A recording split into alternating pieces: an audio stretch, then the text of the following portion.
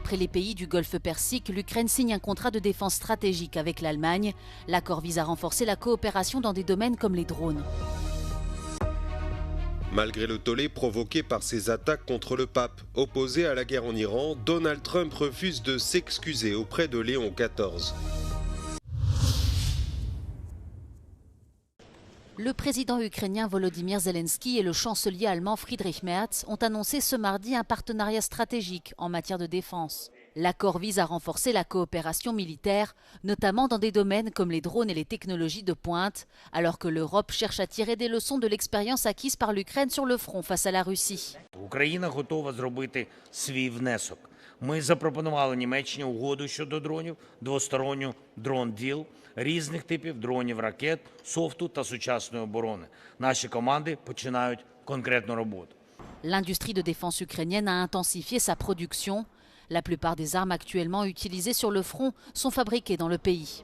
Зброя, яку використовує сьогодні Україна для різних видів операцій, long range, на полі бою, захист неба тощо, більшість цієї продукції виробляється сьогодні в Україні. І звідси йде наш дрон-діл з різними країнами. Обсяг можливості в 2 рази більше, ніж ми використовуємо сьогодні нашого українського виробництва. Ces dernières semaines, l'Ukraine a également signé des accords de 10 ans avec l'Arabie saoudite, le Qatar et les Émirats arabes unis. Elle est également en pourparlers avec le Koweït, Oman, la Turquie ainsi que la Syrie. Après la victoire de Peter Magyar sur Viktor Orban aux élections législatives hongroises dimanche, le ministre ukrainien des Affaires étrangères salue un résultat positif et européen. Ми сподіваємося, що це відкриє нову сторіночку в наших двосторонніх відносинах з Угорщиною. Ми налаштовані на... Nombre d'observateurs estiment que Budapest pourrait désormais cesser de bloquer les initiatives européennes de soutien à l'Ukraine. З'являється інформація про те, що новий уряд швидше за все розблокує кредит для України на 90 мільярдів євро, а також не буде блокувати новий пакет антиросійських санкцій.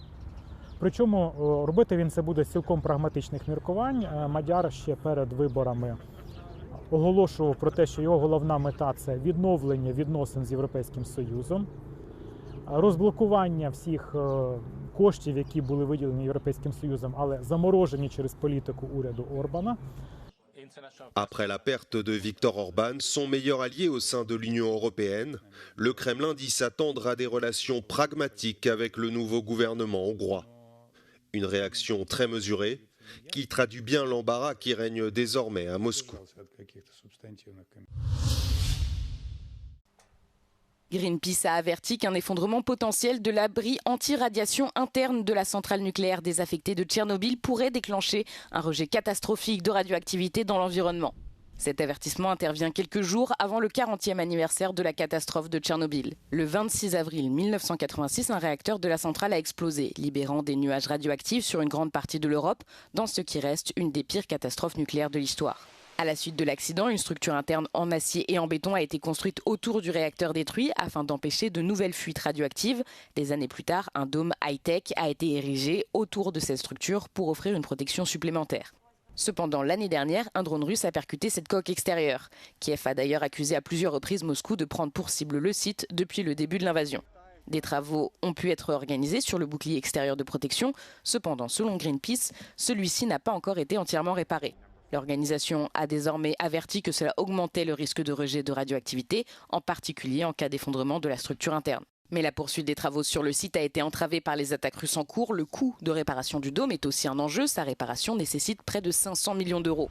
Outre l'avertissement de Greenpeace, le directeur de la centrale a également averti que si un missile venait à tomber près de l'installation, la structure risquerait de s'effondrer sous l'impact.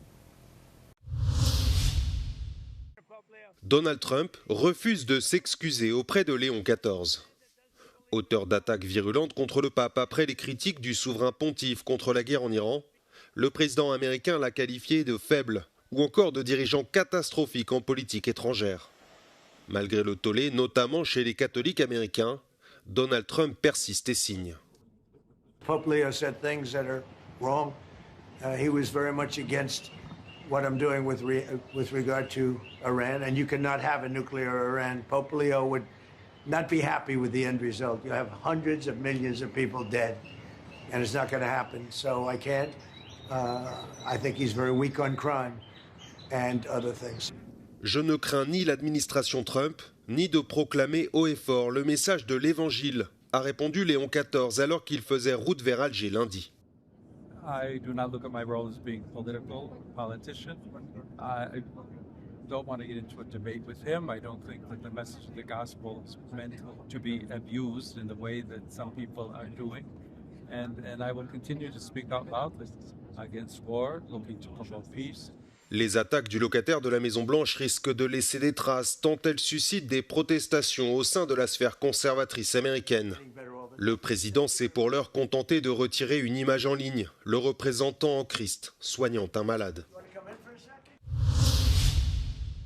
De financement en 2000. La présidente de la Banque européenne pour la reconstruction et le développement met en garde contre un impact économique bien plus grave sur l'Union européenne si la guerre au Moyen-Orient s'intensifie. Selon elle, les répercussions économiques sont directement liées à la flambée des prix de l'énergie. With a barrel, oil barrel at $100 per barrel for a long period of time, the impact on the growth on our countries of operation is minus 0.4, so a drop of growth of 0.4% and an increase of inflation of around 1.5%.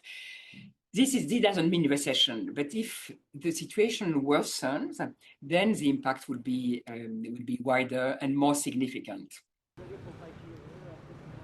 La semaine dernière, la BERD a annoncé son intention d'injecter 5 milliards d'euros d'investissement en 2026 dans les pays du Moyen-Orient touchés par les répercussions économiques du conflit. When you have private sector banks which are withdrawing or reducing their exposure, reducing their investment in these countries, we are stepping in a way as a counter-cyclical bank which is there to continue to support investment.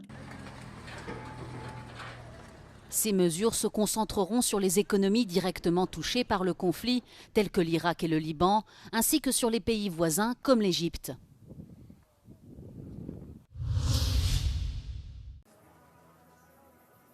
Des survivants de la Shoah venus d'un peu partout dans le monde se sont joints ce mardi à des milliers de personnes pour participer à la Marche des Vivants, un événement annuel organisé sur le site du camp de concentration d'Auschwitz en mémoire des 6 millions de Juifs tués par l'Allemagne nazie lors de la Seconde Guerre mondiale. Parmi les 50 survivants participants, certains ont fait le voyage depuis Israël, malgré les difficultés logistiques causées par les restrictions de l'espace aérien liées à la guerre en Iran. La marche de 3 km a débuté dans la ville d'Oswiecim, où se trouve le camp d'extermination d'Auschwitz, et s'est terminée au camp de Birkenau, où des Juifs de toute l'Europe ont été transportés par train et assassinés dans des chambres à gaz. Des survivants de récentes attaques antisémites étaient également présents, parmi eux des rescapés de la fusillade de Bondi Beach à Sydney en Australie, au cours de laquelle 15 personnes ont été tuées lors d'une célébration de Hanouka en décembre dernier.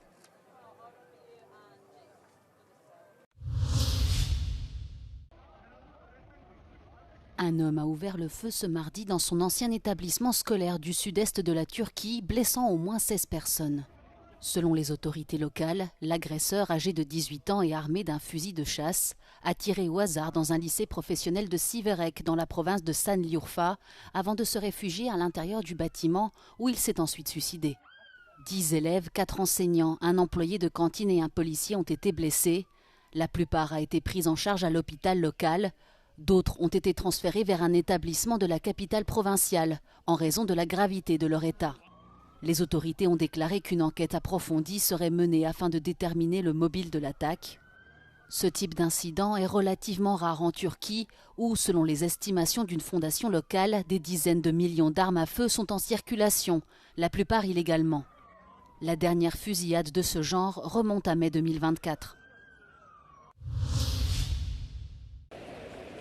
Dimanche, à l'aéroport de Linate, à Milan, seuls 34 passagers ont embarqué sur un vol EasyJet à destination du Royaume-Uni, laissant 122 personnes en Italie regardant leur avion décoller sans ailes. Ce chaos dans les transports est le résultat de la mise en place ce week-end du nouveau système d'entrée et de sortie de l'UE au contrôle frontalier des aéroports.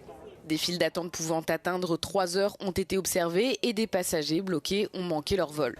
Le système de contrôle biométrique a été officiellement mis en place dans l'espace Schengen vendredi 10 avril et est désormais opérationnel dans 29 pays européens. Pour les voyageurs non européens effectuant des séjours de courte durée, le système remplace la position manuelle d'un tampon sur le passeport par des enregistrements numériques. Il recueille des images faciales, des empreintes digitales ainsi que les détails du passeport.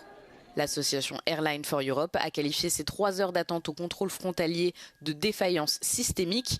Le groupe d'intérêt a appelé la Commission européenne à suspendre le système jusqu'à la fin de l'été. 69 ans, de l'arthrite, plus de dents et à moitié sourde. Les gardiens du zoo de Berlin prennent soin de la gorille Fatou. Elle est sans guère de doute le grand singe le plus âgé de son espèce.